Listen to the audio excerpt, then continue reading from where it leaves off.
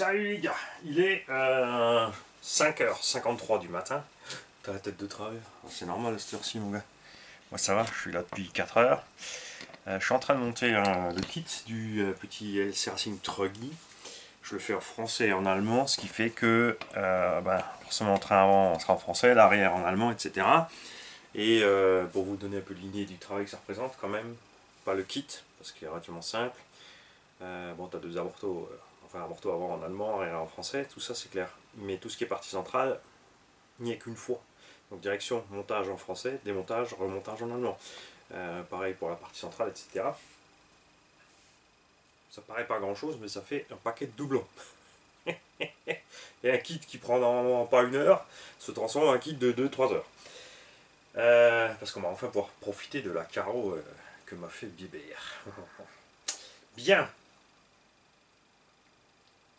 Aujourd'hui, alors du coup, oui, là je suis en train de monter le kit, mais j'ai coupé parce qu'on va parler absence de moi. On va parler augmentation des prix et les différentes manips des constructeurs, parce qu'il n'y a personne qui n'a pas monté le prix, enfin quasi personne. Et pseudo-nouveautés. Pseudo-nouveautés, alors là on a une petite vague de pseudo-nouveautés, donc HPI qui nous sort un XM Savage, avec quelques plastiques en plus, des hexadros en 17 enfin, et ça s'arrête là. La transmission qui est dessus centrale avec le slipper n'est pas une nouveauté, ça vient du 5 ST Flux qui a disparu, qui existait depuis longtemps, qui d'ailleurs était une bonne idée. On aimerait le revoir, mais pas avec un combo de 1/8 à bord. Ça c'était du n'importe quoi, et pas avec des bras de suspension aussi courts. Je vous invite à voir mes vidéos. Ouais, je me fais une autopub. Oh, je me dois 1€. Je sais pas. Bon bah, j'arrête d'en parler. La playlist. La playlist 5SC Flux. Alors, augmentation des prix. Alors là, on a un truc super funky. Je vais me déplacer. Oui, c'est vrai que j'ai pas de suiveur là-bas, c'est dommage. Bon, je vais faire mes mollets. Augmentation des prix. Beaucoup ont été choqués par 200€ de plus sur le X-Max. Mais, n'oubliez pas une chose, le X-Max coûtait au départ 1150€ et ensuite descendu doucement. Évidemment, s'approchant de la frontière des 1050€, on espérait vraiment qu'il passe sous les 1000€ pour coller au prix américain. Ça aurait été chouette quand même, hein, surtout vu le nombre vendu. Finalement, il est passé sur une augmentation donc de 200, il est passé à 1250, ce qui ne fait qu'une augmentation de 100€ par rapport au prix de départ. C'est toujours le prix indicatif. Mettre à vie qu'on pourra l'avoir d'ici quelques temps un tout petit peu moins cher. Et il a reçu des évolutions. Ça c'est le truc que je n'arrive pas à comprendre chez Traxxas de ce côté-là. Alors, ce que j'aime bien, c'est qu'ils ne font pas tous les ans V1, une V2, une V3, une V10, une V11, avec un prix qui grimpe sans arrêt pour masquer justement discrètement une augmentation. Et voilà, ils sont restés quand même stables avec ce prix. Comme dit, il a même descendu en une dizaine d'années, ce prix.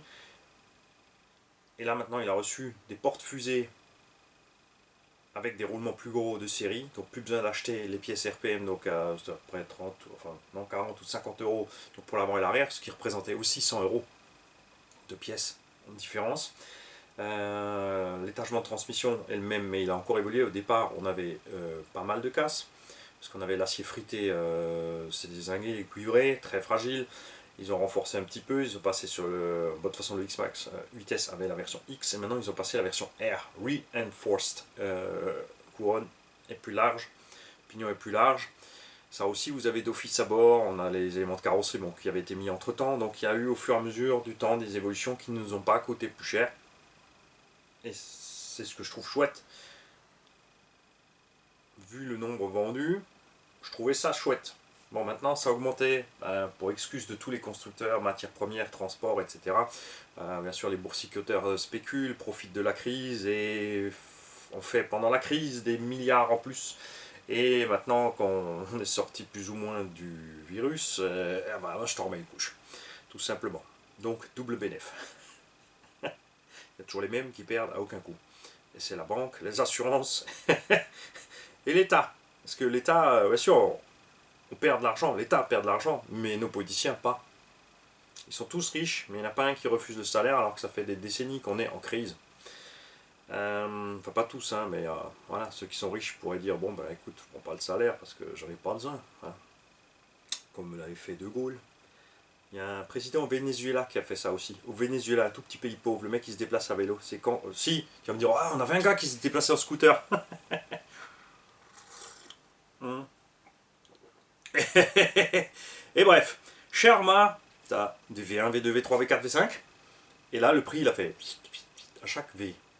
Donc, c'est sûr, là, tu dis, ouais, chez Arma, ils ont pris que 50 € avec l'augmentation, ou 30 €, ils n'ont pas augmenté. Mais regarde la différence de prix entre les versions. Le Kraton est passé de.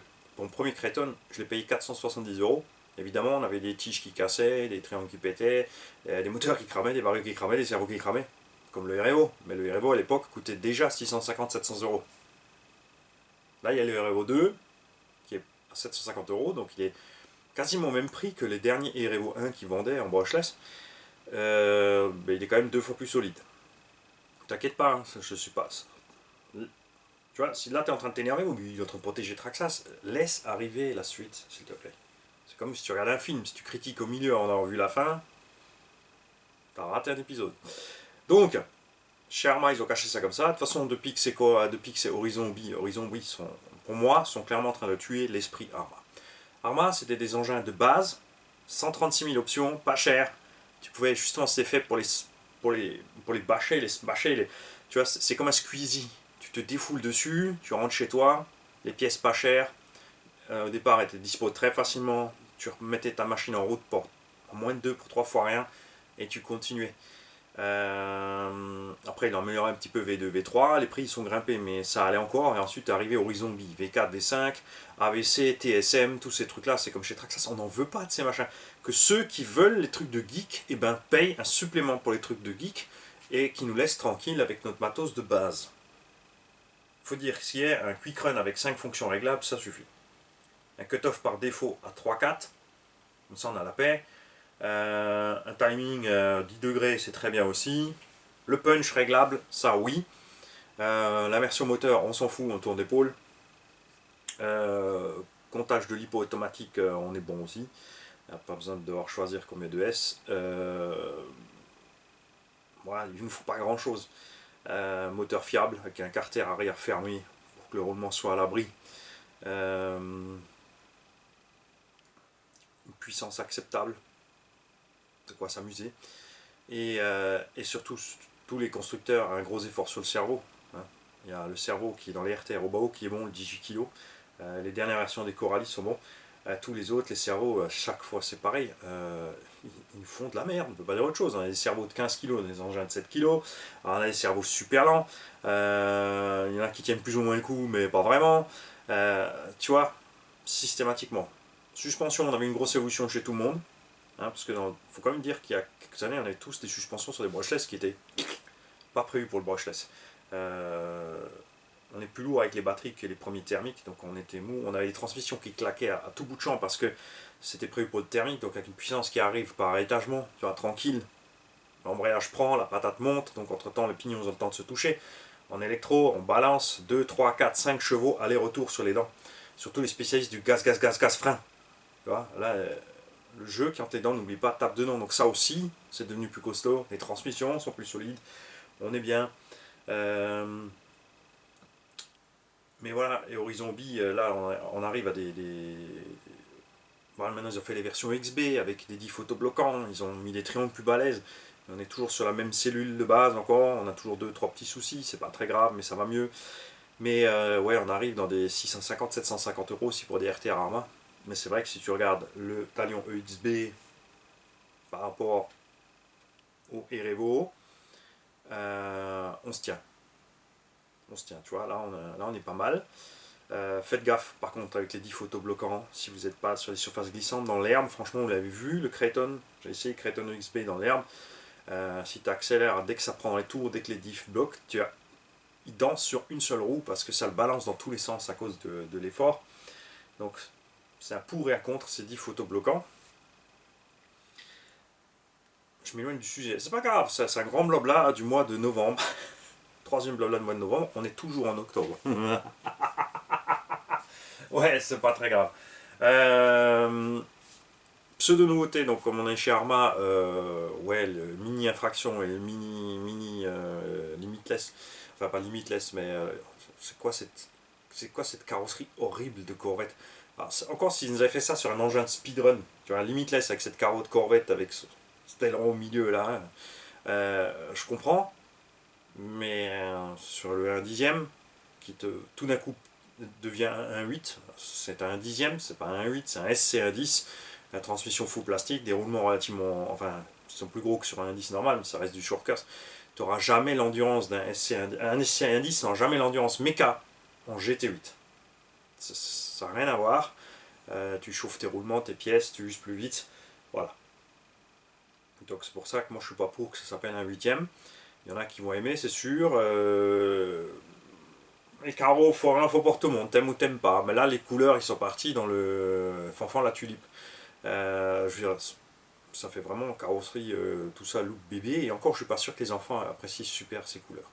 C'est vraiment étrange. Ils ont fait de l'arlequin comme ça. Il y en a qui vont aimer, il y en a qui vont acheter.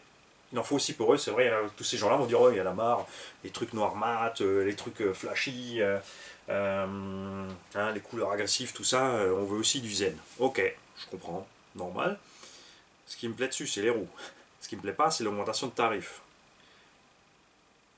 Les Arma V3 BLX sont à 350-370 euros. Les nouvelles versions des V3, tu vois, quand ils te changent une carreau en général et des roues ou quelque chose, c'est juste pour te glisser. On passe à 480 euros. Ouais, mais il y a l'électronique Spectrum dessus avec la WC, la télémétrie. On s'en fout, on n'en veut pas. Laissez-nous tranquille avec ça. Comme dit, si tu le veux, tu le payes toi-même. T'achètes toi-même. Tu payes ton supplément. Et t'embêtes pas tous les autres qui n'en ont pas besoin. Et ils font tous ça. Hein. Après, là, maintenant, je parle Arma, Traxxas. Coralie, ils sont restés stables sur les prix. Ils ont absorbé un peu. D'un autre côté, c'est un choix marketing aussi, stratégique, puisqu'ils ont fait la V1, qui était une catastrophe, vraiment un mauvais départ pour Coralie. Ils avaient par contre le bon choix marketing d'avoir les pièces en stock. Les V2, ça va un peu mieux. Relativement boudé quand même, hein. Je suis en contact avec quand même plein de boutiques qui me disent toute la même chose. Les ventes chez Coralie, c'est pas terrible. Parce que voilà, cette histoire de cardan qui reste, qui se tord, enfin le châssis qui banane, ça se tord vite, etc. Attention, c'est pas une attaque contre Coralie non plus. Plein de gens qui me disent ouais, il suffit de renforcer ci, prendre des options ça, les options ci, les options ça, donc finalement ton prix de base il est repassé aussi au-dessus. Mais ça, on a un peu chez tout le monde aussi. On a vu Obao qui a eu une chute de qualité, maintenant ça revient, mais pareil, les prix chez Obao, 50-70 euros en plus. Chez Obao, je comprends pas trop. Il y a le VS2 qui arrive, et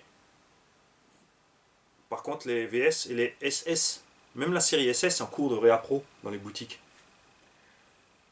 Perso, j'ai préparé alors, pour la piste, la VT, je préfère largement au GTB GTS. Par contre, en TT, j'ai préféré la série SS, donc le buggy SS, parce qu'il avait déjà toutes les cales de train à lui. Sur le VS, les cales sont différentes, c'est vrai que c'est plus évolué pour progresser sur circuit, pour débuter en circuit, tu as plus d'options après qui peuvent t'amener à la compète. Mais bon, donc on comprend pas trop ce qu'ils font au bas haut. On a Hongnor qui se sont fait bouffer par HSP. Alors ça, c'est une mauvaise nouvelle. HSP, c'est un constructeur chinois pas cher. Beaucoup de choses HSP ont été rebadgées chez beaucoup de rebadgeurs français, européens, etc. Des produits de qualité moindre. Attention, HSP au départ n'a jamais prétendu faire des super trucs. C'est juste une fois qu'ils ont été rebadgés, on essayait de te refourguer des 1 dixième pour des super 1 huitième, alors que ça restait des 1,10 et ce genre de choses avec des matériaux fragiles. Comme toujours, deux poids, deux mesures. Ceux qui aiment acheter une RC pour voilà, juste voir évoluer la RC, rouler détendu, seront contents avec n'importe quel modèle, tant que ça roule. Et après, tu as ceux comme moi qui en demandent un peu plus au matos, qui a pas une dent contre ces matériaux-là parce qu'ils ne sont pas prévus pour y aller fort, mais qui a une dent contre le fait que les prix soient le double, parfois le triple du prix de départ chez le constructeur de base. Ça coince. Quand c'est un peu plus cher, mais que tu as tout le service français qui suit, aucun problème. On comprend tout à fait. Par contre, quand ça coûte le triple du prix et puis tu n'as pas de service derrière, pas trop d'intérêt. Chacun ses choix. Moi, vous savez, j'aime bien y aller un peu plus fort, j'en demande un peu plus à mon matos et j'achète en général du matos qui je sais qui correspond plus ou moins à ces attentes-là. Et on s'en sort souvent bien, finalement. Donc chez Coralie, il y a des améliorations qui arrivent, nouveaux porte-fusées, etc. Je pense là forcément ils ont du stock de pièces, il faut passer tout ce matériel V2 et les restes aussi de V1 qui traînent à droite à gauche. Normal. Après, je pense que l'année prochaine ils vont nous sortir une V3. Ah, ces Coralie finalement, ce qu'on disait au départ, il ne manque pas grand chose. Ce qu'il leur faut, ce sont des cardans flexibles. Des trucs qui peuvent revenir, comme chez Serpent, chez X-Ray, etc. Dans ce domaine-là, Serpent, au niveau des RTR, nous a fait des belles surprises, puisque ça fait pas longtemps qu'ils se sont lancés finalement dans les RTR par rapport à beaucoup.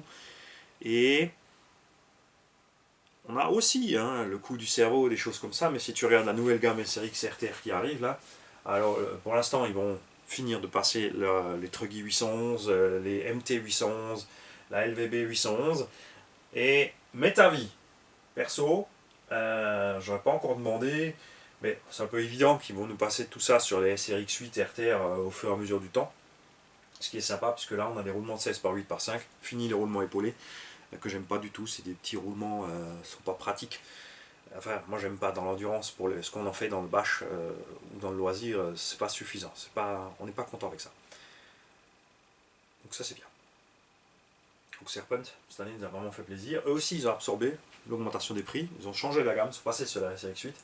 Ils sont restés cool sur le tarot et c'est franchement sympa. Au bas haut, comme dit VS2 arrive, prix augmente avec. Hongnor bouffé par HSP, donc là on va être dans un espèce de flou. Ils vont nous fabriquer des trucs. Chez Hongnor, on avait un buggy qui était cool, un truggy qui était cool. Le muggy, ouais. Le truggy n'a jamais vraiment évolué. Alors le buggy, ils ont évolué, mais ils n'ont pas évolué le truggy. C'est resté le X1 CRT, juste un peu remixé autrement.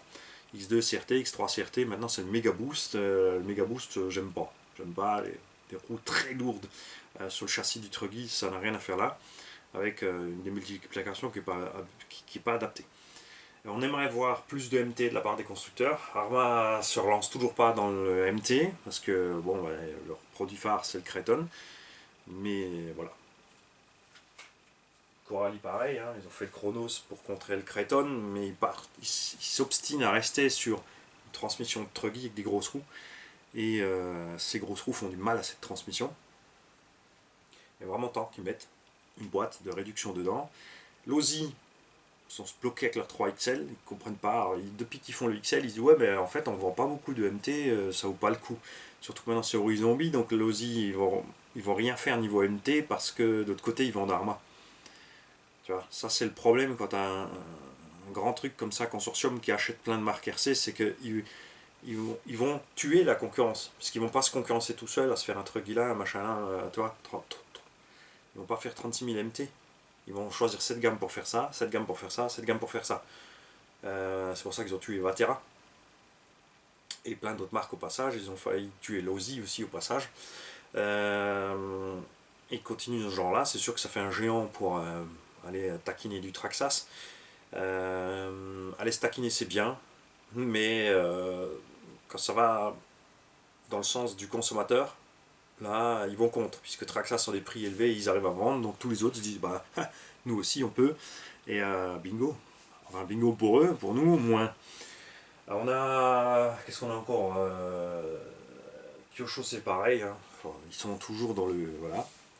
Alors ils ont fait le USA One, c'est un vieux monster truck, mais au lieu de le refaire sur la base du USA One, de faire du neuf, ils sont partis sur le Fox. Donc comme le Mad Cruiser, Mad Crusher, etc., Mad Force, on aura toujours ce problème de pont. Ils ont fait un pont pseudo renforcé, mais juste monté différemment au niveau des bagues. Ça s'arrête là. Toujours pas suffisant. Et ce qui nous a aussi agréablement surpris, c'est Timasso. La série, justement, donc Rival Pro 4SC, Il nous a fait peur parce que ça fait des années que c'est sorti. Je l'ai vraiment boudé parce que j'ai vu que c'était du Vécard et j'avais pas envie de. Je me suis dit, je vais dépenser de l'argent et je vais être pas content.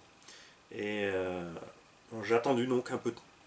Et finalement, en discutant avec des gens qui en avaient, on s'est aperçu que eh ben, c'est pas si fragile que ça. J'en ai pris un. Et bonne surprise, c'est effectivement une base Vécard, mais les plastiques n'ont rien à voir. Les plastiques viennent clairement pas de chez Vécard et les diffs non plus. Donc le Pro 4 SC, il va arriver. Il va arriver, je vous le dis. On va le tester. On a une motorisation moins balèze que ce qu'ont fait les autres. Traxxas, Arrma, etc. sont tous partis dans l'armement au moteur. Enfin, surtout Arrma, ils ont vraiment... Franchement, la gamme V3 Arrma BLX, ils ont assuré. Grave. Franchement, génial. Ils ont réglé les problèmes d'amorto. Les combos sont super. C'est sûr que sur la gamme Vortex maintenant, et la suite là, c'est encore un cran au-dessus. Niveau du Vario, il y a une amélioration au niveau du Vario, mais je veux pas les 100 balles qui vont avec. En fait, je préfère alors acheter juste les V3 et me contenter de ce petit manque de patate juste au démarrage du Vario en crête, c'est pas très grave. Mais donc ils ont choisi un moteur moins balèze, ce qui va très bien avec le véhicule qui est un peu moins lourd. En 3S, en 2S surtout on sent la différence. En 3S la différence s'efface un peu entre les deux, entre le Granit et le Rival, au point de vue patate, on a vu. Il est un peu plus compact, il est plus léger. Il n'est pas plus solide. Le Granit reste plus solide. Ce qui m'embête un tout petit peu chez Asso, c'est que les pièces sont dispo par lot. Tu veux les triangles, tu payes les 4 triangles. Donc tu casses un triangle, tu dépenses 25 euros. 25 euros, c'est le prix de 2 triangles de X-Max. Mais là, tu peux acheter à l'unité. Et si tu en achètes 2, tu peux faire les 4 coins.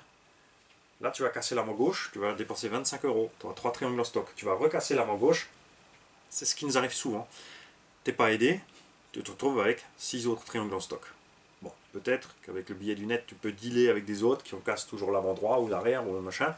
C'est souvent l'avant, c'est quand même rarement l'arrière qu'on pète. Ça m'embête un petit peu. Si vous pouvez au moins diviser l'avant et l'arrière, ce serait sympa. Pour ce qui est amortisseur, machin, c'est pareil. On a Axial. Qui nous a sorti plein de choses très chères et qui se sont retrouvées, surtout comme le Rift, extrêmement décevantes. Cerveau catastrophe, combo mal étagé, les plastiques trop fragiles pour l'utilité de l'engin. Là, ils ont sorti SX6. Waouh, chouette! Un crawler à un 6. Bien. Mais à 1100 euros, tu ne peux pas débloquer tes diffs avant-arrière. Et ils appellent ça un SCAL. Je suis désolé. Alors, ils ont râlé, ils ont mis des ponts non portiques parce qu'il y a quand même des gens qui ont râlé. Oui, les Jeeps n'ont pas de pont portique. T'as qu'à aller chez un équipementier, il te montrera des ponts portiques. Donc laissez-nous le SCAL avec les ponts portiques tout de suite. C'est quand même beaucoup mieux que les portiques, je suis désolé, ça franchit mieux. Bon après, un 6 c'est tellement énorme, de toute façon il va passer partout, ok, je comprends. Mais pas de déblocage de diff à 1100 euros, moi je m'inquiète. Quand même. C'est le prix d'un X-Max, mais tout ce que tu fais avec, c'est rouler à 20-30 à l'heure. Tu peux pas rouler à 20-30 à l'heure dans les surfaces trop accrocheuses parce que t'as pas de diff. Et on me dit oui mais c'est pas fait pour. Ben si, c'est un SCAL. Je suis désolé, un SCAL doit pouvoir rouler moyennement vite et pouvoir crapahuter. Sinon c'est pas du SCAL, c'est juste un crawler. Mais 1100 balles pour un crawler, non. Moi je suis contre. Après c'est parce que c'est toujours pareil, c'est une réplique de Jeep, mais c'est une énième Jeep, c'est toujours la même de toute la gamme. Choix des couleurs étranges, gris clair comme ça, tout fade. Évidemment, vous savez que si j'en parle, c'est parce que ça m'énerve, parce que j'ai envie de l'acheter, mais ils ont nouveau merdé un bout, quoi. Et surtout, pour moi, je ne suis pas du tout content des plastiques axiales, des biellettes et des chapes axiales. En 4 sorties, on en a déjà déglingué 3 ou 4 là-dessus. Même si c'est tout et plus gros et machin, voilà.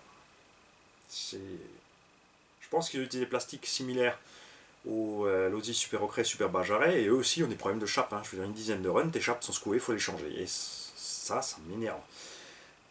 Ça m'énerve, ça me contrarie. Et quelle autre marque nous ont sorti encore des choses? Après, on parle pas de. Je suis pas dans le domaine de la compète, donc buggy, truggy, compète, de toute façon, tous les ans, il y en a un nouveau. Hein. Ça ne change pas. On a ZD Racing qui fait mini buzz avec leur 1/7 machin et bidule, grâce à des chaînes comme RC Kiwi qui ne te disent pas tout.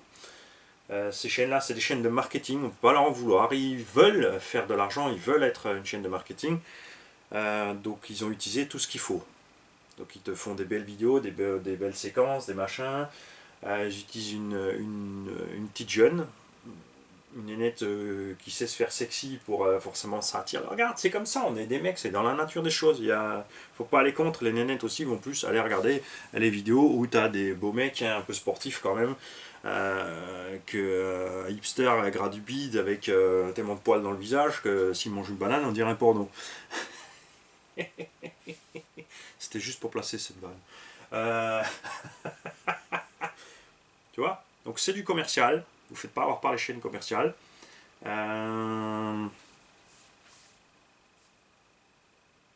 C'est pas un engin de bâche. Mais ZD ne le vend pas comme engin de bâche non plus. Donc, no stress. Donc on a parlé de quelques nouveautés, pas nouveautés, on a parlé un peu de ce qu'on a là, on a causé augmentation des prix, donc là de toute façon il y a l'augmentation des prix, toutes les marques vont vous la placer. Hein. Ça, la carotte on va la bouffer.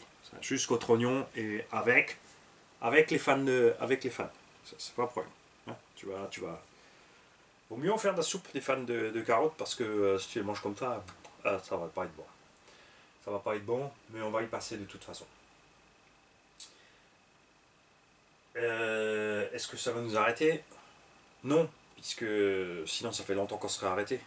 Quand j'étais minot, quand j'étais tout petit, c'est comme toujours, il y a des gens qui font des calculs, combien il te faudrait d'argent pour vivre une vie sans travailler. À l'époque, il fallait 1 million de francs français pour vivre une vie. À l'heure actuelle, ils ont refait le calcul, il faut 3 millions d'euros. Enfin, ça c'était avant l'augmentation, avant la crise. 3 millions d'euros, c'est 18 millions de francs français. Donc, ce qui veut dire qu'en 20 ans, la vie est devenue 18 fois plus chère. Et là, on fait encore un petit bond. Est-ce qu'on continue les mêmes conneries? Oui. On achète toujours des caisses avec des gros moteurs qu'on fait vombrir. On achète toujours la RC. On achète toujours les derniers gadgets. Est-ce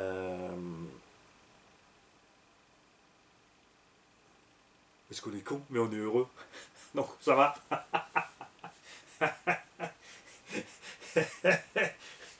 T'es en train de chercher, j'ai vraiment pas d'autres marques là, pour l'instant. C'est vrai qu'on a réduit un petit peu le panel de marques qu'on a. Ouais. Donc vous en faites pas, il y a encore des nouveautés qui arrivent, enfin des nouveautés. On va avoir le Pro SC4. On a des styles différents. Fabriqués.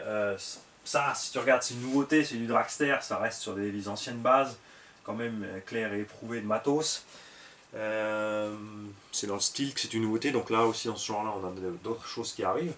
Et maintenant, absence. Donc je vais m'absenter quelques jours, les mecs, peut-être ce sera quelques semaines. Je compte sur vous tous pour lire les commentaires des autres, les mecs, lisez les uns les autres les commentaires, s'il y a des questions, répondez-y. Détendu, si vous ne connaissez pas la réponse, mais vous savez que c'est dans une des vidéos, dirigez les gens vers les vidéos en conséquence, pas forcément de ma chaîne. Si c'est un tuto sur, par exemple, le réglage des angles de chasse et de train, et moi je ne l'ai pas vraiment fait, je crois, je fais juste grosso merdo, de toute façon, niveau loisir, et tu trouves que tu as telle ou telle chaîne qui a fait un super tuto, et ben, n'hésite pas à lui dire, regarde voir ce tuto, je pense que c'est clair et limpide et que ça t'aidera à comprendre. Ça serait chouette de votre part à tous. Les admins évidemment vont guetter tout ça.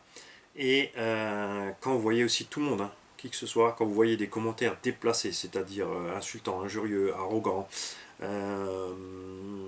tout ça, vous m'envoyez un mail, je reverrai de temps en temps mes mails, vous signalez à un des admins, tu dis écoute là il y a un commentaire qui a rien à voir là, voilà, quelqu'un de fâché qu'il faudrait peut-être te calmer un petit peu, vous le signalez, comme dit à moi ou aux admins ou machin, ou vous, voilà, parce que tout le monde n'a pas envie de répondre à quelqu'un de fâché, parce que tout le monde ne veut pas se dire ouais, si quelqu'un de fâché, si je vais lui dire de se détendre, il va pas aimer, on va se prendre la tête, ils n'ont pas envie, je comprends tout à fait, c'est pas à vous de gérer ça. Comme dit, les gens énervés, il faut prenez-les avec calme, voilà. Sinon, s'ils continuent à s'énerver, bah, vous les mouchez, tout simplement. Vous les insultez pas, vous les énervez pas. Si, vous les énervez plus, justement, vous les mouchez. Tu vois, faut lui montrer que le gars, raté, tu vois. C'est ce que je veux dire. Il va arriver. Donc toi, tu lui mets un petit tacle, en fait. Tu vois. Hop. Et il verra que ça sert à rien sur cette chaîne. Ouais, donc je compte sur vous tous, aidez-vous les uns les autres, soyez cool envers les uns les autres, c'est comme sur le groupe privé, par exemple, il y a une publication qui m'a fait plaisir, quelqu'un qui a publié que ouais, moi je suis content avec mon Warma, je fais ci, je fais ça, il a montré une petite vidéo de l'utilisation qu'il en fait, et pourquoi il est content, qui ne comprend pas le coup des cardans, mais qu'il a quand même mis les renforts, effectivement, parce que le flex du châssis, etc. Quelqu'un d'autre qui a commenté avec, moi j'ai commenté dessus aussi, dans le, tu vois, dans le partage total, tranquille, c'est tout ce qu'on veut, rien d'autre.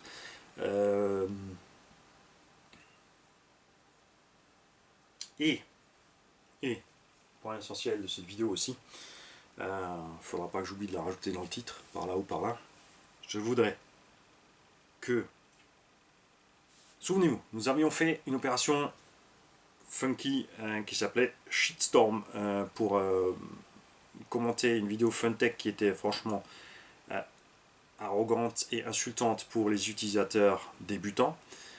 Pour moi, personnellement, je vais demander de donner votre avis sans les insulter et machin, pour qu'ils voient que voilà, non, les gens ne sont pas contents avec ce qu'ils ont fait et les vidéos.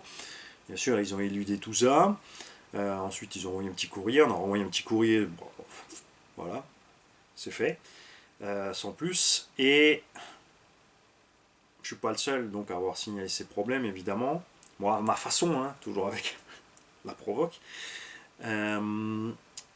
Donc, je vous invite. J'aimerais que vous passiez par un shitstorm cette fois, mais l'inverse.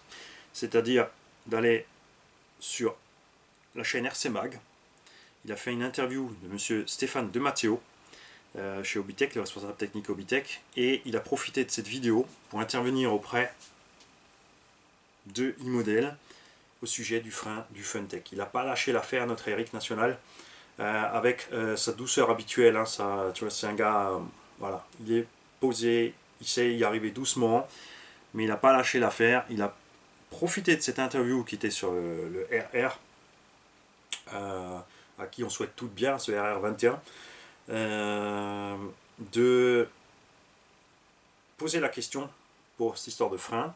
Donc M. De Matteo a comme signalé que bon, 8 modèles, c'est pas Obitech, mais que effectivement les choses étaient en cours pour qu'on ait du freinage sur le Funtech. Donc je ne sais pas s'ils vont faire un upgrade du Vario, s'ils vont le remplacer, si on fait une version 3, après moi j'ai pas suivi l'histoire. Mais ceux qui savent, pareil, hein, vous commentez dans la vidéo, effectivement, on a entendu ci et ça et ça. Donc un grand merci à monsieur Eric Ramoneda de l'association RC Mag. Parce que là, il a fait avancer le schmilblick avec une simple question. Et moi, je vais dire, c'est grâce à lui, du coup, si on va avoir des freins. C'est comme ça. Et un grand merci aussi à monsieur De Matteo qui a donc donné cette information. C'est pas grand chose, mais c'est un truc qui fait plaisir. Et ça aurait pu être fait, je pense, bien avant déjà, dès le départ en amont sur la V1, de façon tout aussi simple. Voilà. Avec une frimousse sympa qui te regarde et qui dit ouais, c'est bon, ça va être réglé. Voilà. Bon, là, du coup, c'est pas si discret. Parce que, bah oui, d'un autre côté, ça leur évite de dire qu'on a avoué qu'on avait un problème de frein. On l'a fait parce que bon, vous avez insisté.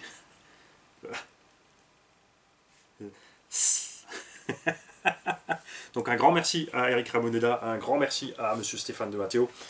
Et on espère que ça va continuer comme ça, de façon beaucoup plus simple dans la communication. Et c'est pour ça aussi que je vous invite, tous ceux qui ont des chaînes, quand il y a des défauts comme ça sur des machines, à ne pas lâcher l'affaire, à ne pas aller dans le sens de la marque quand on voit qu'ils ont fait un truc pas cool.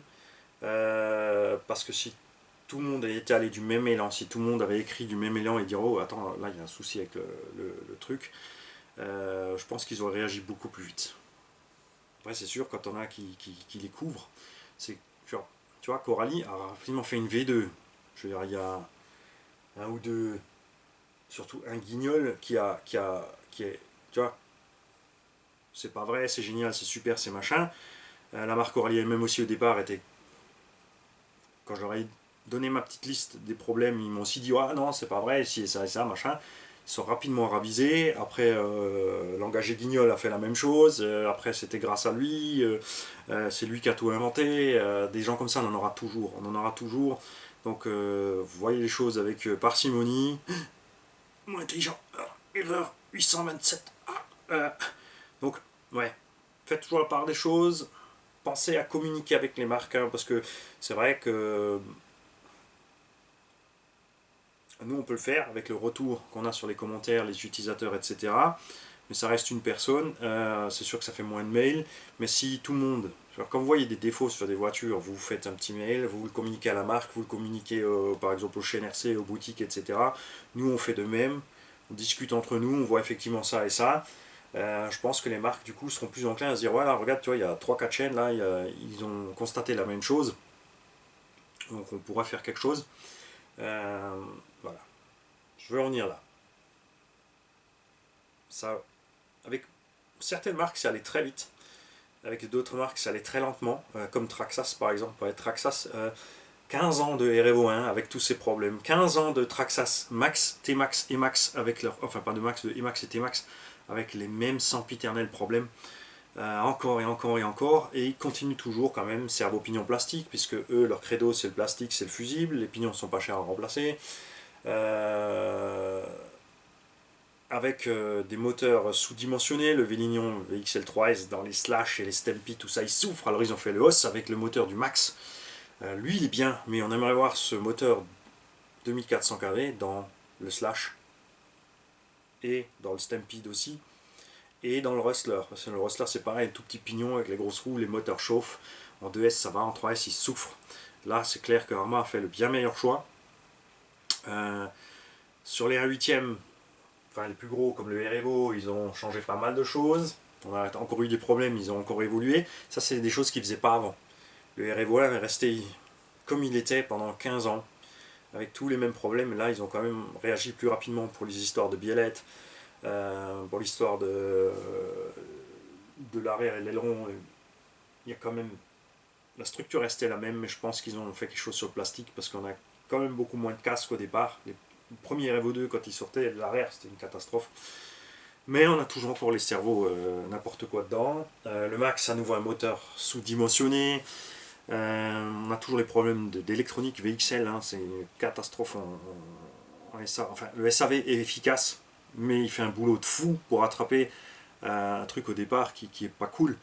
Là, il y a beaucoup de marques qui ont fait le choix Hobby parce que ça se passe bien, mais on a aussi vu chez Hobby des varios RTR, les rebadgés Connect, les rebadgés Arma aussi, hein, ils ont tous un problème de bec en fait. Quand le cerveau bug, ça crame le bec du vario, et c'est un problème quand il y a eu Team Magic aussi, par exemple, il y a beaucoup de varios RTR, Team Magic, Arma, Connect, etc., qui ont eu ce problème.